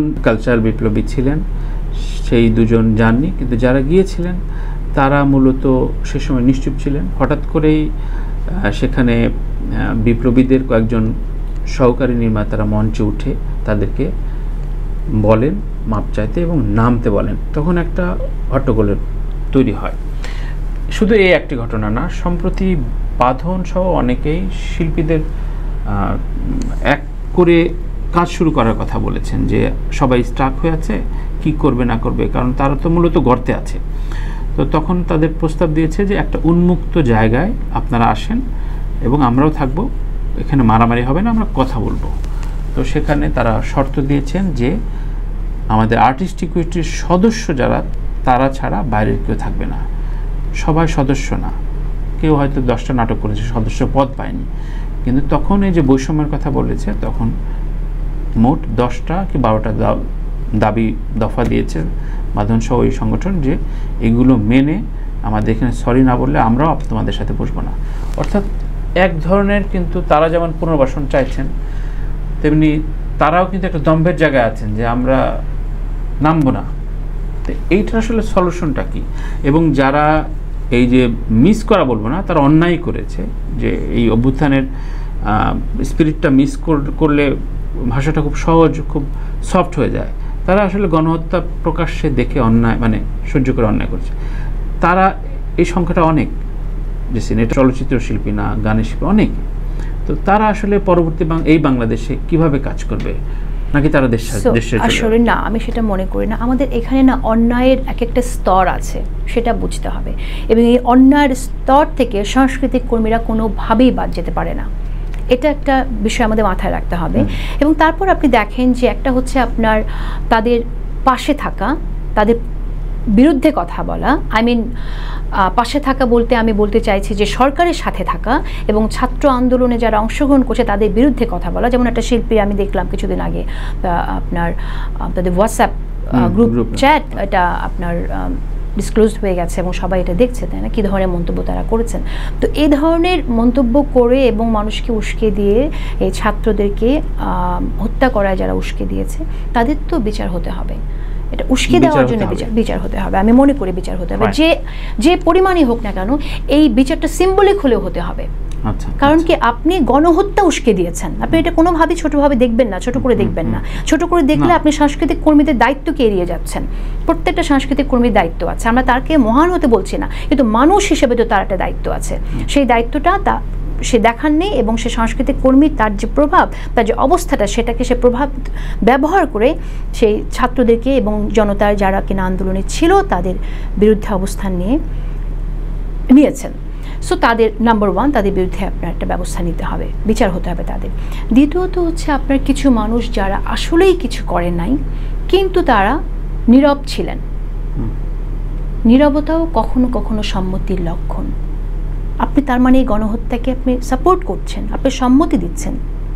সো এই যারা সম্মতি দিয়েছেন তাদের ব্যাপারে আমাদের সচেতন থাকতে হবে যে আমরা তাদেরকে কোথায় স্থান দেব। আমার মনে হয় বাংলাদেশের সাধারণ মানুষকে এটা জানানো দরকার, প্রত্যেকটা শিল্পীর ক্ষেত্রে তাদের অবস্থান কী ছিল। এবং এখানে আমি একটা জিনিস বলি যে আমরা এখন এমন একটা জটিল সময়ের মধ্যে আছি যে প্রত্যেকটা মানুষ তার ভোল পাল্টে ফেলছে। যে মানুষটা নীরব ছিল পুরো জুলাই মাসের মের 5 তারিখ পর্যন্ত, যখন আপনার এই হাজার ছাত্র জনতাকে হত্যা করা হয়েছে, সেই মানুষটা এসে বলছে আমি তো আপা এর পক্ষে ছিলাম, আমি আমার সাথে যাদের কথা হয়েছে তাদের বলছে আমি এর পক্ষে ছিলাম। অথচ আপনার এটা জানা খুব কঠিন বিষয় না, আমরা চাইলেই জানতে পারি। আপনি তার ফেসবুকে গেলেই দেখতে পাবেন। এখন তো আমরা সোশ্যাল নেটওয়ার্ক ব্যবহার করে সবাই আপনারা এটা করছে, বিশেষ করে শিল্পীদের ক্ষেত্রে তারা করেন না কেউ এমন নেই। সো এটা একটা বিষয় যে তাদের অবস্থান আমরা জানতে পারছি, তারপরও তারা ভুল পাল্টে এখন বলছেন যে আমরা তো এদের পক্ষেই ছিলাম। সো এই ধরনের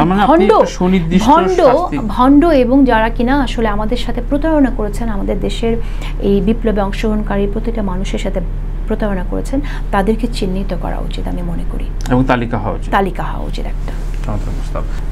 এবার একটু ব্যক্তিগত প্রসঙ্গে আসি। আপনারও একটা বড় স্যাক্রিফাইস রয়েছে এই দেশের গণতন্ত্রের নিয়ে ফাইট করে নিয়ে, এবং সেগুলো কিছুটা অলক্ষ্যে পড়ে আছে। আপনি আপনার জায়গা থেকে যে ফাইটটা দিয়েছেন, এবং আপনি সহ আরও অনেকেই দেশ ছাড়তে হয়েছে, আপনার লেখালেখির জায়গায় রুদ্ধ করে দেওয়ার চেষ্টা করেছিল, আপনি চেষ্টা করেছেন। আপনার পার্সোনাল এক্সপিরিয়েন্সটা একটু বলবেন সেই সময়টা?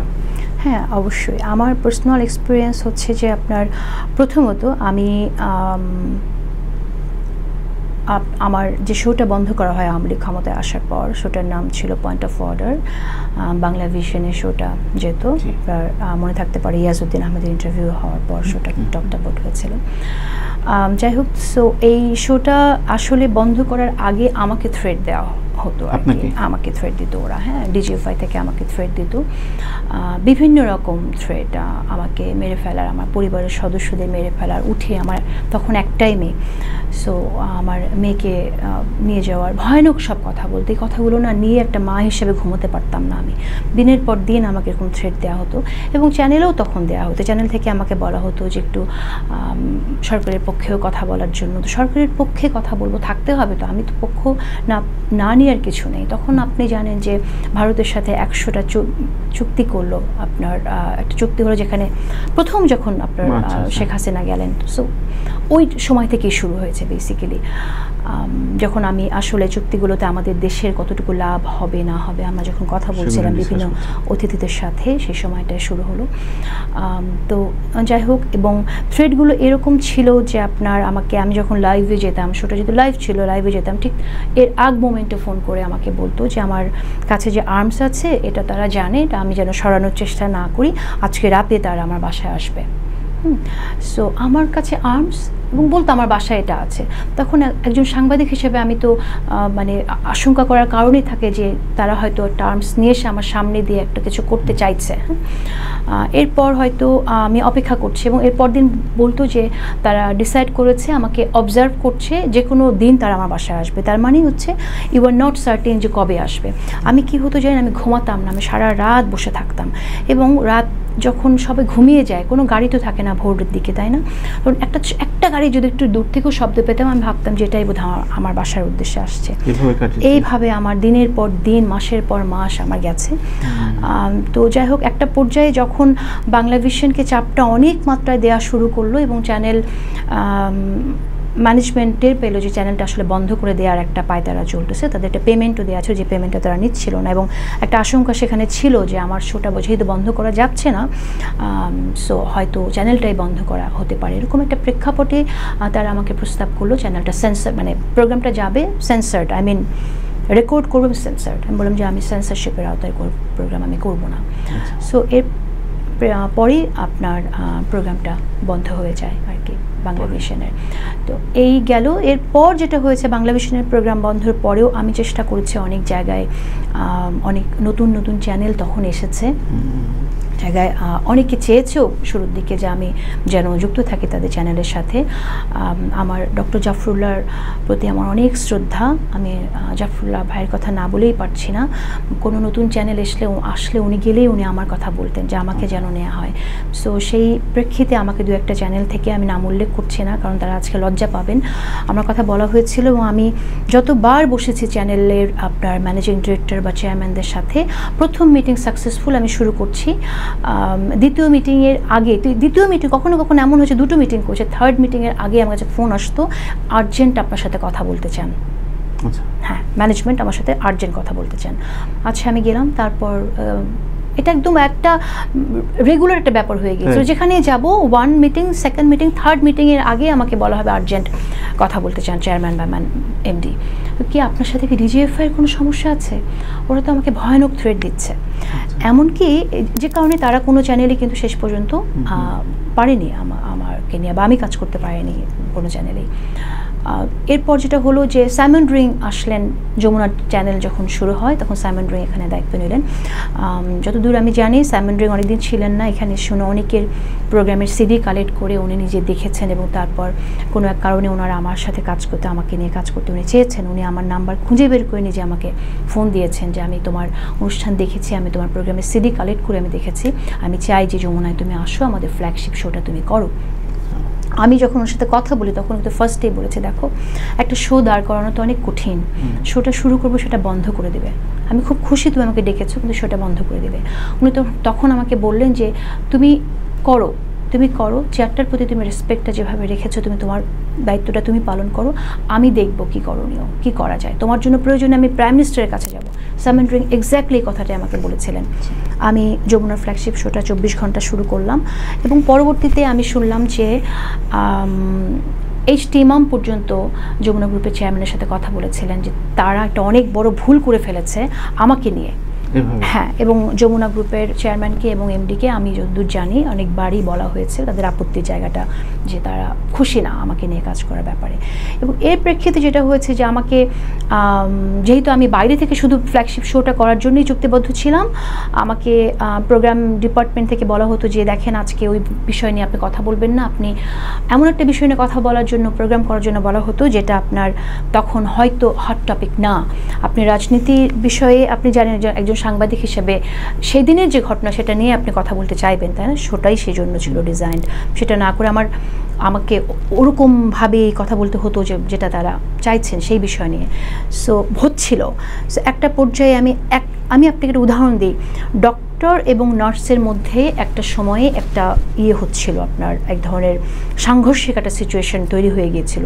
ঠিক একই বিষয় নিয়ে পরপর 3 দিন আমাকে প্রোগ্রাম করতে বলা হয়েছিল, এবং থার্ড ডেতে আমি বলেছি আমি শো আর করবো না, আমি তখন ছেড়ে দিই। কিছুদিন পর তারা আমাকে আবার ডাকেন, আপনাকে ধরিয়ে দিচ্ছিল, সাবজেক্ট বলে দেওয়া হচ্ছিল। হ্যাঁ, যে আমাকে এইটাই করতে হবে। তো যাই হোক, তখন আমি ছেড়ে দিই। বেশ কিছুদিন পর যমুনা গ্রুপ থেকে আমাকে আবার ডাকা হয়, তারা বলেন যে তারা চান আমি হেড অফ প্রোগ্রাম হিসেবে, হেড অফ কারেন্ট অ্যাফেয়ার্স হিসেবে ওখানে জয়েন করি। সো আমি head of current affairs and business ডেভেলপমেন্টের দায়িত্ব নিয়ে জয়েন করি। কিন্তু কি হয় জানেন, যখন আপনি স্টেট যখন আপনাকে টার্গেট করে, হ্যাঁ, তখন আপনি একা, তো আপনি তখন দুর্বল, তখন আপনার বিরুদ্ধে যারা আপনাকে সরিয়ে দিতে চায় তাদের জন্য অনেক এটা ক্ষমতার মানে ব্যাপারটা অনেক সহজ হয়ে যায়, এবং সেটাই হয়েছে। আমি দুর্বল বলে আমি ওখানে টিকতে পারিনি, একদিকে ডিজিএফআই এবং আরেকদিকে আপনার কারো এটা আকাঙ্ক্ষার জায়গা যে আমি না থাকি, সুতরাং আমি ছেড়ে দিয়ে চলে গেছি পরে। আমার তো একটা বিশাল ফাইটের ভিতর দিয়ে আপনার। হ্যাঁ, আমার ফাইটটা এমন ছিল যে আপনি দীর্ঘদিন আমি দেশ ছাড়তে কোনোভাবেই চাইনি। শেষ পর্যন্ত সড়ক আন্দোলনের সময় যখন আমি কথা বললাম, এবং আমাকে সড়ক আন্দোলনের সময় আমি মাঝে মধ্যে টকশোতে যেতাম, লিখতাম। সো ওই সময়টায় একটা টকশোতে আমার কিছু কথার কারণে আমাকে আমাদেরই এক পরিচিত মহিলা, যিনি আসলে আপনার আওয়ামী লীগও করতেন, তিনি আমাকে ফোন করে বললেন যে আপনি আজকে রাত্রে বাসায় থাকবেন না। আমি বললাম যে হ্যাঁ, কেন আমি আজকে থাকবো না কেন? যে আপনি আজকে থাকবেন না, প্লিজ আজকে থাকবেন না আপনি বাসায়, আমি আপনাকে পরে বলছি, আপনাকে বাসা থেকে যান। আমি ওনার কথাটা শুনে বের হয়ে গেলাম এবং পরে ওনার সাথে যোগাযোগ করেছিলাম যে কেন আসলে আমি কেন। তখন ওনারা বলছে যে এক ধরনের তথ্য করা হচ্ছে যে আপনি আসলে এটার পেছনে যারা আছে আপনি তাদেরকে আপনি করছেন, মানে উস্কে দিচ্ছেন। এবং কাজী নওশাবা বলে একটি মেয়ে তখন একটি ভিডিও আপলোড করে প্রচণ্ড বিপদে পড়েছিল এবং তারা এটাও আমাকে বলেছিল যে কাজী নওশাবা আপনার আত্মীয় হয়, এটাও তারা বলছে এবং আপনার সাথে কথা বললে অনেক ইনফরমেশন পাওয়া যাবে। সেজন্য আমি বলছি যে আপনি কটা দিন থেকেন না। এবং অবাক ব্যাপার কি জানেন, ঠিক ওরকম সময় আমি যখন ছিলাম না, ঠিক বাসায় গিয়েছিল কিন্তু পুলিশ খুঁজতে আমাকে, হ্যাঁ, যে আমি এখানে আছি কিনা। সো এরপর আমি ডিসাইড করেছি যে না, আমি যেহেতু পারছি না ফাইট করতে, আর একা একজন সাংবাদিক হিসেবে আমি কতটুকু করতে পারবো। আমি একদমই মানে এত বড় ঢেউ না, এটা সাইক্লোনের বিপরীতে। হ্যাঁ, সো আমরা একটা আসলে জেনারেশন পার করে ফেললাম, মানে আমাদের কাজ করার অধিকার আমাদের কেড়ে নেওয়া হয়েছে আমাদের কাছ থেকে। সত্যি আপনাদের স্যালুট, আপনারা যে এই ফাইটগুলো দিয়েছেন এবং এই পীড়নগুলোর ভেতর দিয়ে গিয়েছেন বলেই সেই জায়গাটা আজকে। তো আপনি তার পরবর্তীতেই দেশ থেকে আপনি যুক্তরাষ্ট্রে যাবার প্ল্যান করেন? আমি ওই যে সময়টার কথা বলছিলাম, যখন আমার টকশোটা বন্ধ করা হলো এবং ডিজিএফআই আমাকে প্রতিদিন থ্রেট দিত, তখন আমি প্রতিদিন রাতে বসে থাকতাম। তো এরকম একটা দিন আমি ভোর রাতে ঘুমোতে যেতাম এবং উঠতাম। একদিন আমি সকালে যখন উঠছি তখন আমি দাঁড়াতে পারছিলাম না। কি লেভেলের কনস্পিরেসি তারা করতো, আমার কণ্ঠ রেকর্ড করে আরেকজনের কণ্ঠ রেকর্ড করে তারা ভিডিও পর্যন্ত, আপনার অডিও টেপ পর্যন্ত বানাতো। হ্যাঁ, তো এগুলোও করতো তারা আর কি। তখন এনিওয়ে যেটা বলছিলাম, তখন আমি একদিন সকালে ঘুম থেকে উঠেছি কিন্তু আমি দাঁড়াতে পারছি না। তো আমার মেয়েকে আমি ডাকলাম যে বাবা আমাকে ধরো। তো ওর বাবাকে ডেকে বলেছে মামা কেমন করছে তুমি দেখো। তারপর আমাকে যাই হোক হসপিটালাইজড করা হলো এবং প্রথমে হসপিটালে ওরা খুব কনফিউজ ছিল, ব্রেনের এটা কি হয়েছে ঠিক কনফার্ম বলতে পারেনি। কেউ বলছে টিউমার, কেউ বলছে দেখতে হবে এরকম। তো আমাকে বাইরে নেওয়া হলো, ট্রিটমেন্ট করা হলো এবং ফিরে আসলাম। ফিরে আসার পর লাইফ সেভিং ট্রিটমেন্ট, তখন আমি একদম খুব খারাপ সিচুয়েশনে চলে গেল আর কি। যখন ফিরে আসলাম মাস দুয়েক পর আমি সুস্থ হয়ে গেলাম আর কি, সম্পূর্ণ সুস্থ হয়ে আমি আবার একইভাবে কথা বলা শুরু করলাম, প্রোগ্রাম শুরু করলাম। তো এই ঘটনা আবার থ্রেড শুরু হলো। হ্যাঁ, থ্রেড শুরু হলো এবং আবার সেই স্ট্রেসফুল টাইম। সো আমার ওই জিনিসটা না আবার ঘটলো। আমি ঘুম থেকে উঠলাম এবং দেখে আমি দাঁড়াতে পারছি না। সো এটা ব্রেনের একটা প্রবলেম আর কি। এবং আলটিমেটলি এটা সিঙ্গাপুরে ডক্টর আইডেন্টিফাই করলো যে এটা this is not brain tumour, this multiple sclerosis. এটা একটা খুব ভয়ানক ব্রেন ডিজিজ। এটা খুব ওভার স্ট্রেস থেকে হয়, অথবা কারো লাইফ যদি খুবই অ্যাবনর্মাল, ধরেন সকাল থেকে সারাদিন ড্রিঙ্ক করে, তার হতে পারে। তো আমার হাজব্যান্ডকে জিজ্ঞেস করেছিল যে কি কোনো স্ট্রেস, এমন কি বিষয়ে কোনো স্ট্রেসের ব্যাপার থাকতে পারে এটা। তো আসলে আমি তো জানি যে কেন এটা হয়েছে। সো ওভার স্ট্রেস থেকে অনেক মানুষের যেমন স্ট্রোক হতে পারে, সেরকম ব্রেনের একটা নার্ভ রিলেটেড অসুখে আমি ভুগি। আমার এই অসুখটা এখনও আছে। আমি আসলে বাকরুদ্ধ, প্রশ্ন হারিয়ে ফেলছি। সো এই ভিতর দিয়ে একটা যাওয়া মানুষ, এখনকার বাংলাদেশ বলা হচ্ছে আমরা, তো এই যে ভয়ের যে সংস্কৃতি, ভয়ের যে রাজনীতি, আপনার কাছে কি মনে হয় সেটা আর কখনোই কোনোভাবেই কোনো ফরম্যাটেই আসবে না? আসা উচিত না। এতগুলো মানুষ প্রাণ দিল, আসা উচিত না। এটার জন্য আমরা ফাইট করব। দেখেন, এই যে আপনি যে কথাগুলো বললেন, মানুষ হিসেবে কিন্তু আমাদেরও যখন রাগ লাগলো যে সাধারণ ক্ষমার কথা তোলা হলো, সরি আমি নিজেও আসলে মানে এতটা, আমি আপনার সম্পর্কে জানতাম বা শুনেছি কিন্তু বিচ্ছিন্নভাবে, কিন্তু এতটা ভয়াবহ দিনের ভিতরে আপনি পার করেছেন, এটা সত্যি মানে এটা তো আসলে মানে না জানার কথা। কারণ আপনি তখন যত জানাবেন তত আপনি আরও হুমকির মধ্যে পড়বেন এবং আপনার পুরো পরিবার হুমকির মধ্যে পড়বে। সিচুয়েশনটা ওরকম ছিল আসলে।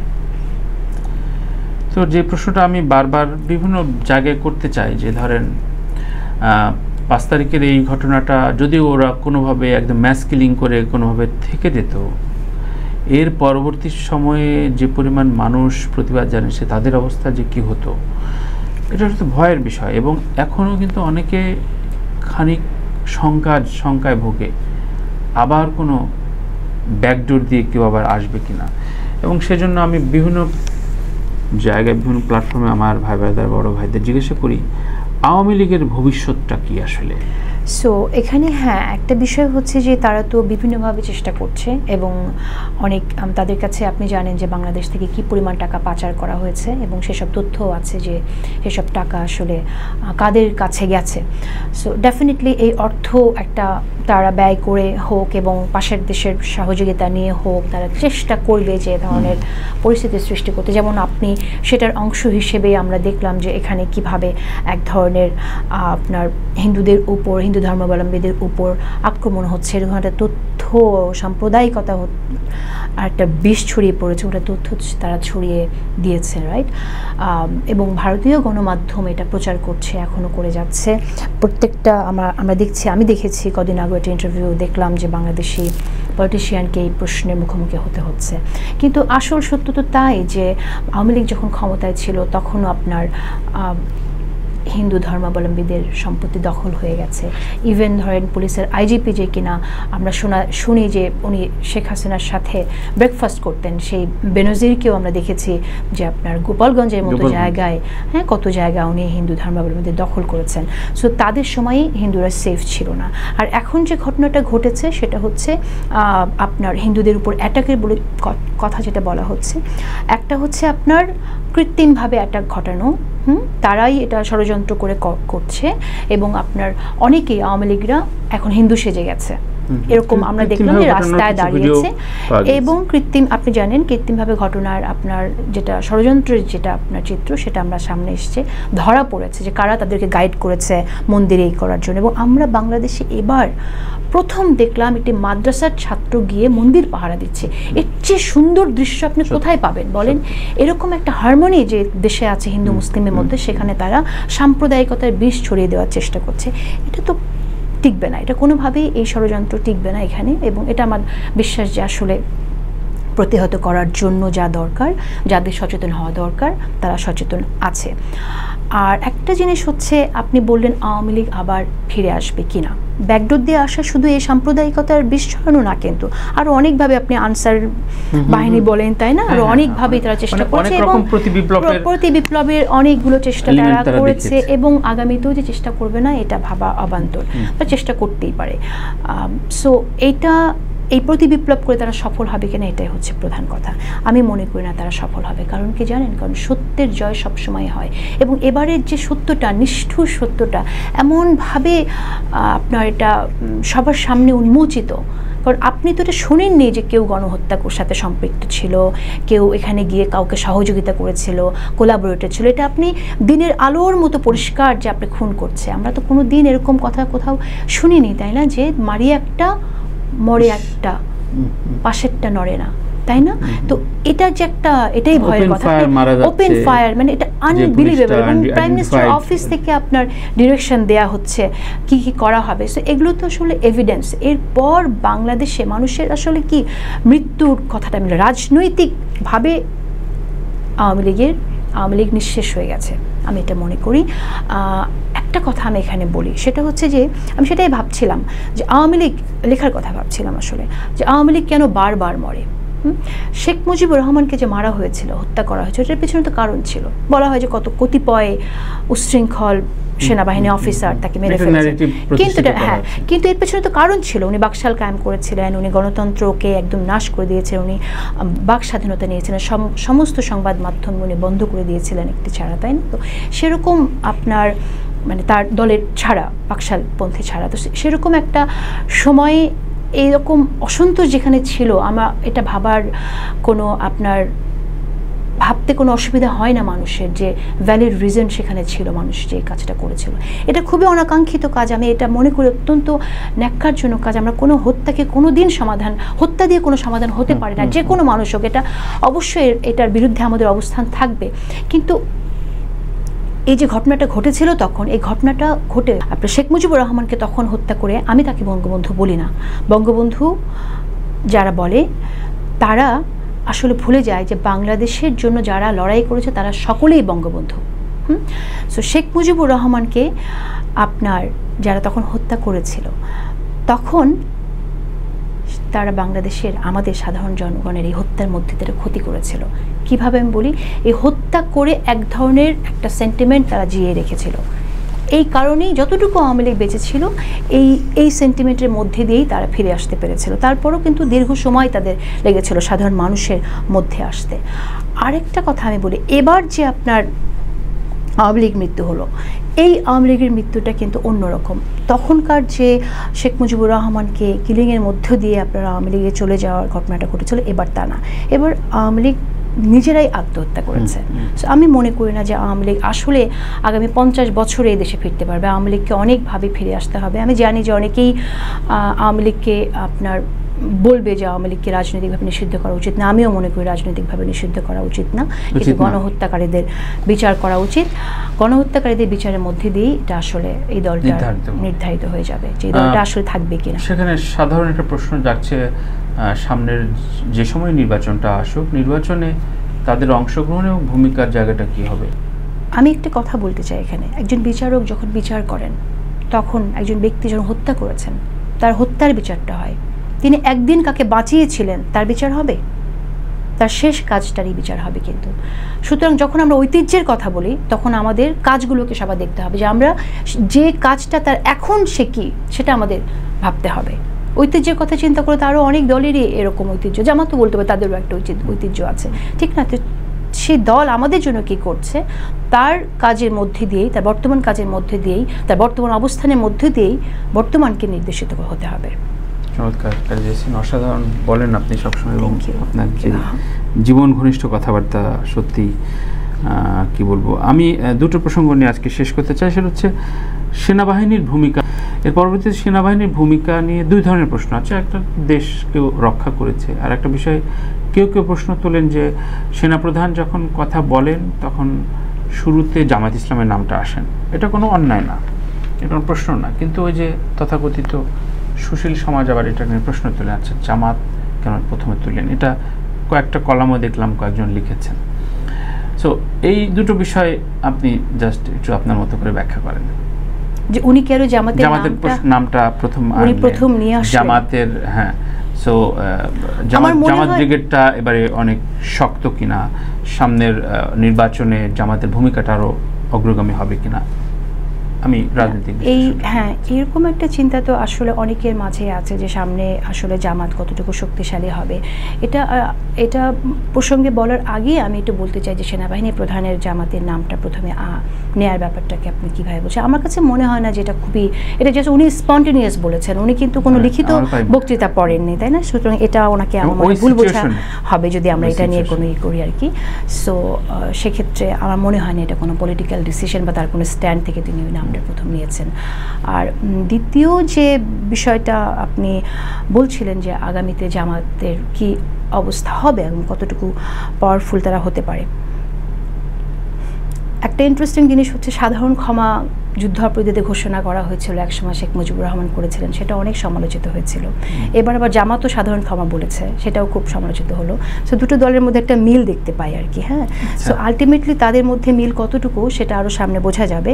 তবে একটু আমরা নমুনা দেখছি যে জামাত যেভাবে আসলে আপনার তাদের দরজা খুলে দিয়েছে আওয়ামী লীগের জন্য, বিভিন্ন প্রোগ্রামে তাদের আওয়ামী লীগের নেতাদের দেখা যায়, এবং আমি দেখেছি যে আওয়ামী লীগ কর্মীও জামাতে হ্যাঁ তো সাধারণ ক্ষমার ঘোষণাও তারা করেছে। তো সুতরাং ক্ষমা যদি তাদের মনে থাকে তাহলে দরজা তারা ওপেন করবে, এটা স্বাভাবিক।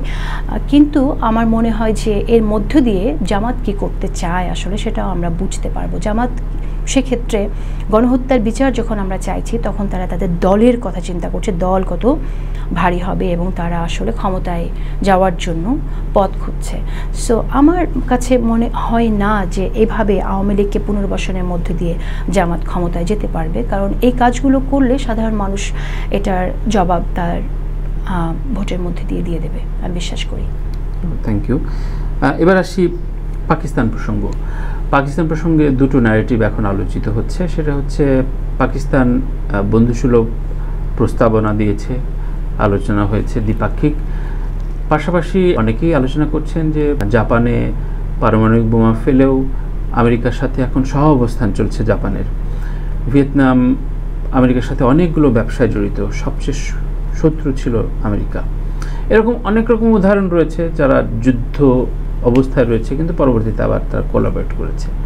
তো এটা বলতে চাওয়া, পাবলিক পারসেপশন তৈরি করা যে পাকিস্তানের সাথে কেন নয়, কিন্তু এই জায়গাটায় অনেকের আবার আপত্তি আছে, অনেকের নাক সিটকানো আছে।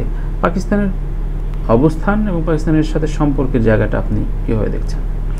সো আমার মনে হয় যে এখন পাকিস্তান আমাদেরকে কিভাবে ফ্রি ভিসার কথা খুবই মুখরোচক হলো, হ্যাঁ বলেছে, এবং পাকিস্তানের বর্তমান শাসক গোষ্ঠী যদি তাদের অতীত কর্মের জন্য দুঃখ প্রকাশের মধ্যে দিয়ে আমাদের সাথে আমাদের যে পুনর্গঠন সেখানে অর্থনৈতিক লেনদেনের মধ্যে দিয়ে একটা অংশ রাখতে চায় যে একটি রাষ্ট্র হিসেবে, সেটা আমাদের তো পররাষ্ট্রনীতি এরকম বলা আছে, সকলের সাথে বন্ধুত্ব। যদিও সকলের সাথে বন্ধুত্ব কখনই পররাষ্ট্রনীতি হতে পারে না, সেটা ডিফারেন্ট একটা প্রসঙ্গ। তারপর আমি মনে করি যে এমনভাবে এই চিন্তাটা রাখা উচিত না যে একসময় একজন শাসকের অবস্থানের জন্য সেই দেশের প্রত্যেকটা শাসকের সাথে, শাসক বলছি আপনার যারা ক্ষমতায় আছেন এখন, সেই অর্থ বোঝানোর জন্য তাদের সাথে আমার একই রকম সম্পর্ক থাকবে তা না। সম্পর্ক আসলে নতুন করে রূপ নিতে পারে ডিপেন্ডিং অন দেয়ার পজিশন। কাজী ইয়াসিন, আপনি দীর্ঘদিন গণমাধ্যমের সাথে রয়েছেন, আছেন এবং ফাইট দিয়েছেন, তো আপনার পরিকল্পনা কি দেশ নিয়ে, কি ভাবছেন এখন?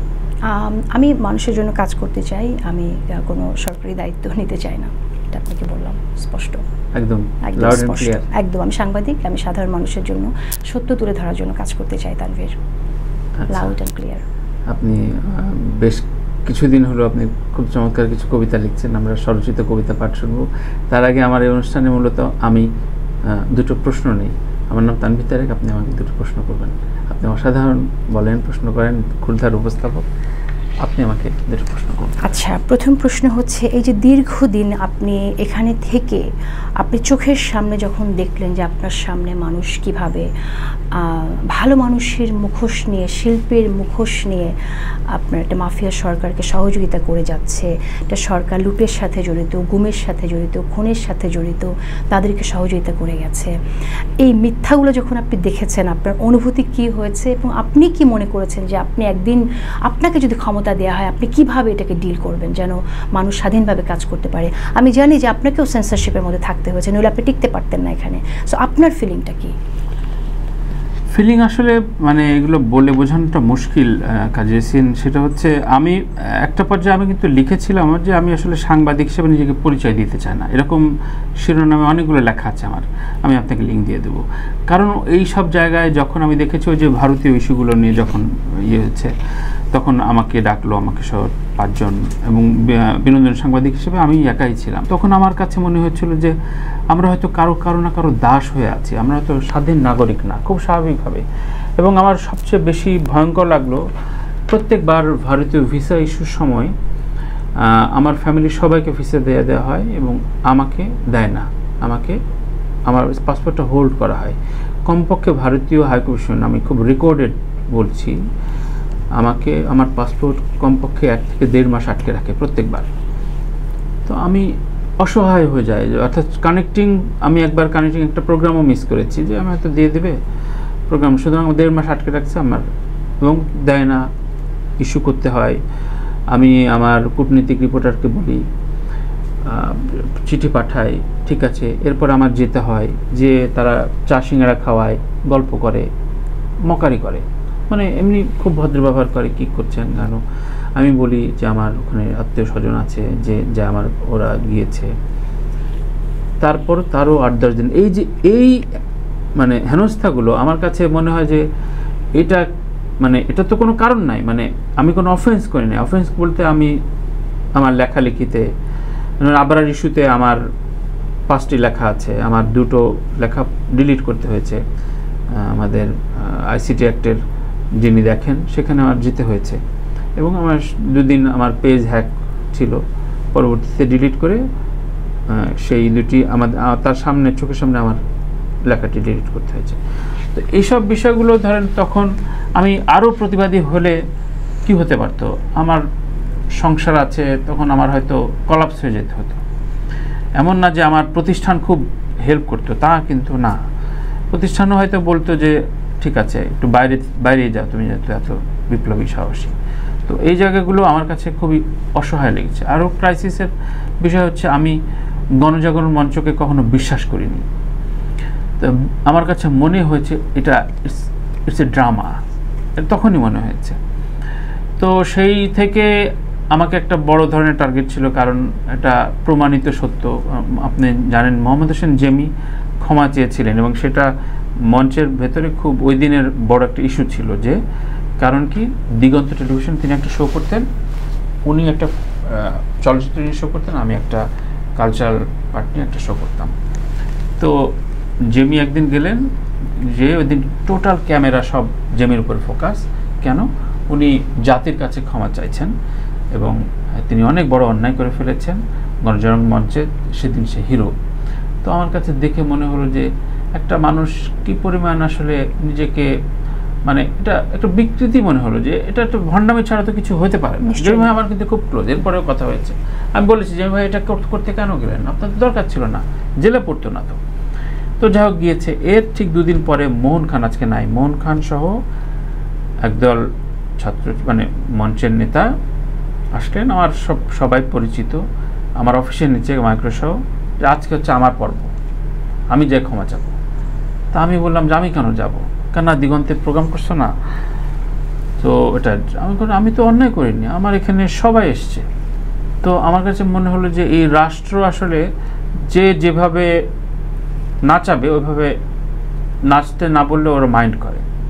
তো স্বাভাবিক ওই দিন থেকে আসলে আমাকে এক ধরনের, মানে কি বলবো, মানে না ঘরকা না ঘাটকার ভেতরে ছিলাম।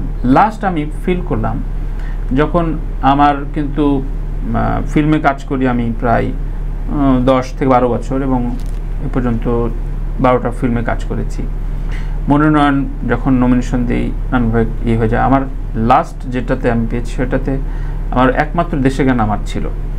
তো আমি দিলাম এবং জুরিদের বললাম যে এইবার কিন্তু আমারই একমাত্র দেশের গান দেখবেন। তো যাই হোক, আমার লাস্ট ক্যাটাগরিতে যৌথভাবে আমারটা টিকলো, এবং আমি ওই দিন মনে হলো যে এবার বোধহয় পাইতে পারি, কারণ এটা একটা সাধারণ আকাঙ্ক্ষা থাকে শিল্পী হিসাবে। তো প্রজ্ঞাপন জারি হলো যে যৌথভাবে আমাকে দেয়া হলো। আমি তখন কোভিডের ভেতরে হাসপাতালে, আমার কোভিড নেগেটিভ হলো, আর 3 দিন পরে আমি পুরস্কারটা নিতে যাব। তো আমি আশ্বস্ত হলাম যে আমি যেতে পারবো হাসপাতালের বাইরে, কিন্তু হাসপাতালে অনুমতি দিচ্ছে না। আমি চিন্তা করেছি যে আমি পালায় চলে যাবো, নিয়ে চলে যাবো এভাবে। তো ওই দিন ফোন দিল বিশেষ সংস্থা থেকে, আমার নাম জানানো হলো। আমি প্রথমেই ফোন করে নাম জানাবো, আপনি বললো যে আপনার জাতীয় চলচ্চিত্র পুরস্কারটি ডিমনিটাইজড হচ্ছে। তো আমি বললাম যে আমি তো প্রজ্ঞাপন জারি, আমি ইন্টারভিউ দিয়েছি, পত্রিকা আমার ছবি ছাপা হয়েছে, ডিমনিটাইজটা কি জিনিস? আমার তো এই যে আমি আজকে উঠলাম, কারণ আমার আত্মীয় স্বজন জানে, মিষ্টি খাওয়ানো হয়েছে, স্বাভাবিক একটা উচ্ছ্বাসের বিষয়। হ্যাঁ, তো আমি শুয়েছিলাম, উঠে বসলাম, কি বলেন? তো আমি বললাম যে কি সমস্যা? আপনি দিগন্তে শো করেছেন, আপনি তো জামাত। কে বললো আপনাকে? আমি দিগন্তে শো করলে জামাত, এবং সেটা তো নিষিদ্ধ কোনো চ্যানেল ছিল না আমি যখন প্রোগ্রাম করেছি। তখন কেন করেছেন? আমার অনেক কলিগ ওখানে কাজ করে, আমি একটা কালচারাল শো করেছি, সবাই এসছে, সব ধরনের মানুষ এসছে। আমার শো ফুটেজগুলো দেখেন, যেটা সারসংক্ষেপ হচ্ছে আপাতত এটি ডিমনিটাইজ। এটা মানে তখন বললাম যে একটু বলবেন আমাকে বিস্তারিত, কারণ আমি তো এটা নিয়ে আমার লিখতে হবে, বা অথবা আমি যে প্রেসকে বলেছি তাদেরকে আমি বলবো যে আপনি ফোন করেছেন, আপনাকে প্রেস কনফারেন্স আমাকে হয়তো করতে পারি, আমি হয়তো প্রেস ক্লাবে যেয়ে আমি বলতে পারি। তখন উনি আবার বললেন যে আপনার পরিবারের পরিচয় দেন। তখনও পর্যন্ত আমি বলি নাই যে আমার চাচা ফ্রিডম ফাইটার, আমার বাবা মুক্তিযুদ্ধের সাথে জড়িত, এগুলো কিছু বলার ইচ্ছা পোষণ করি নাই। আমি বললাম, বললাম ও আচ্ছা বলার পর ঠিক আছে, আপনার জন্য শুভকামনা, ঠিক আছে, থ্যাংক ইউ। আমি জানি না কিন্তু যে আমি আসলে পাবো কি না, ওই ডিমনিটাইজ শব্দ দিয়ে রেখে দিচ্ছি। আমি যেদিন যাই ওই দিনও কিন্তু আমি জানি না। এই যে ভয়, কেন ভয়? আমি একটা চ্যানেল প্রোগ্রাম করেছিলাম, 2 ঘন্টা প্রায় কথা বলেছিল। আমার এখনও মনে পড়ে যে, এবং আমি দেখবেন যে আমি কোনো মন্ত্রীর সাথে ছবি পোস্ট করি না, আমি শুধু অ্যাওয়ার্ডটা নিয়ে পোস্ট করেছি। আমার মনে হয়েছে যে এই ফ্যাসিস্ট রিজিমে পুরস্কার না পাওয়াটাও অনেক গর্বের। হ্যাঁ, অনেক গর্বের। সো এত এই বিষয়গুলো অনেক ছোট, আমি জানি আপনার যে ফাইটের জায়গায় অনেক, আমার এইসব বিষয়গুলো অনেক খেলো লাগে, কিন্তু আমারও অসহায়ত্ব অনেকভাবে ধরা দিয়েছে এই দেশে। এবং এই সব কারণে আমি ডে 1 থেকে মানে আমি বলেছি যে এই সরকারের তারা তো আসলে এভাবেই মানে যোগ্য মানুষকে সবসময় তাদের জায়গা থেকে তারা কি বলবো বঞ্চিত করেছে। প্রত্যেকটা রাষ্ট্রীয় সংস্থাকে ব্যবহার করে সংস্কৃতিকে আসলে অপসংস্কৃতিতে পরিণত করেছে, নিজেদের ক্ষমতাকে স্থায়ী করা একটা হাতিয়ারে হিসেবে ব্যবহার করেছে। তো এর মধ্যে দিয়ে আমরা অনেক শিল্পীকে হারিয়েছি, কিন্তু এই সময় আসলে কত তরুণ শিল্পী আমাদের সামনে আসতো সত্যিকার অর্থে আমরা জানি না, কারণ যাদেরকে দেয়া হয়েছে তারা তো সবাই তাদের আসলে একটা পুনর্বাসন প্রক্রিয়ার অংশ হিসেবে ওখানে গেছে। হ্যাঁ, মানে লেখার হাতগুলো তো রুদ্ধ করে দিয়েছেন আপনি। লেখার হাত রুদ্ধ হয়েছে এবং লাশ নিয়ে রাজনীতি হয়েছে। চাষী Nazrul Islam freedom fighter, due to তার বিএনপির সাথে সংযোগ ছিল বলে তাকে রাষ্ট্রীয় মর্যাদায় সম্মান দেওয়া। কবি আল মাহমুদের কথা চিন্তা করেন, এটা আমরা কি করে ভুলবো, কিভাবে মানা যায় বলেন? সো এরকম আসলে অনেক ঘটনা ঘটেছে, সেটারই হয়তো উপরওয়ালাও আসলে নারাজ হয়েছেন এবং বলে সব কিছু মিলিয়ে আজকের অবস্থানে আমরা কথা বলছি। Thank you Kazi Jesin. আসলে একটা এপিসোডে আপনার সাথে মনে হয় না শেষ হবে আপনার কথাবার্তা। সো হ্যাঁ, একটা শেষ কথা আমি আপনাকে বলতে চাই। আপনি যেটা বলছিলেন, এই আমরা মানে আওয়ামী লীগ যেভাবে ব্যাকডোর দিয়ে আসার চেষ্টা করছে আবার, সো এই জায়গা থেকে আমি একটু বলতে চাই যে আমি মনে করি না আপনি এই আশঙ্কাটা রাখা উচিত। হ্যাঁ, আমি আসলে আপনাকে যা বিশ্বাস করি আমি তাই বলছি, কারণ আপনি যখন কিনা আপনার একজন মানুষ যখন মরে যায়, তার রেগুলার একটা ডেথ যখন হয়, তখন মরে যাওয়ার কথা বয়সের কারণে বা অসুস্থতার কারণে আমরা এটা জানি, কিন্তু একটা মানুষ যখন যুদ্ধে যায় একটা উদ্দেশ্য নিয়ে সে একটা পথে হাঁটে এবং সেই পথে যাত্রা আপনিও করছেন, আপনি হয়তো ইন স্পিরিট তার সাথে আছেন, আপনি তাকে সমর্থন দিচ্ছেন, কাফেলা একটাই, তাই না? সেই যুদ্ধটা যেতে গিয়ে সে যখন শহীদ হয়ে যায় তখন কিন্তু আপনিও শহীদ হন, তাই না? এইভাবে বাংলাদেশে বহু মানুষের ভেতরে শহীদের স্পিরিট আছে। আমি মনে করি না এটা কোনোভাবে সফল হওয়া সম্ভব, তারা যদি এ ধরনের প্রতি বিপ্লবের চেষ্টা করে কখনো আসতে চায়। সেটা কখনোই হবে না এবং হতে দেবে না বাঙালি। অনেক অনেক ধন্যবাদ আমার সাথে কথা বলে বা শোটাতে আসার জন্য। ধন্যবাদ আপনাকেও আমাকে আমন্ত্রণ জানানোর জন্য। আপনার দর্শকদের উদ্দেশ্যে যদি কিছু বলার থাকে।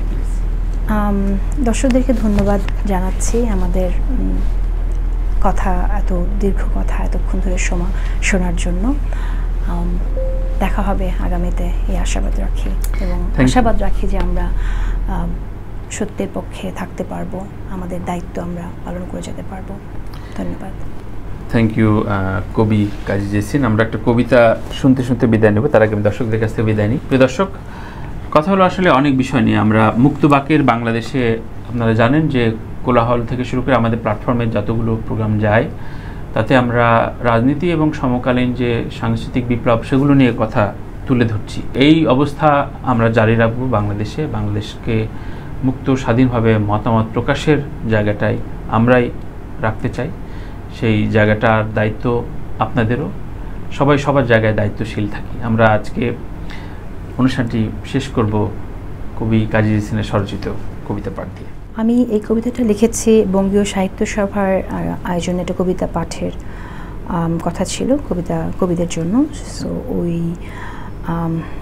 এটা ছিল আপনার 6 তারিখে প্রোগ্রামটা।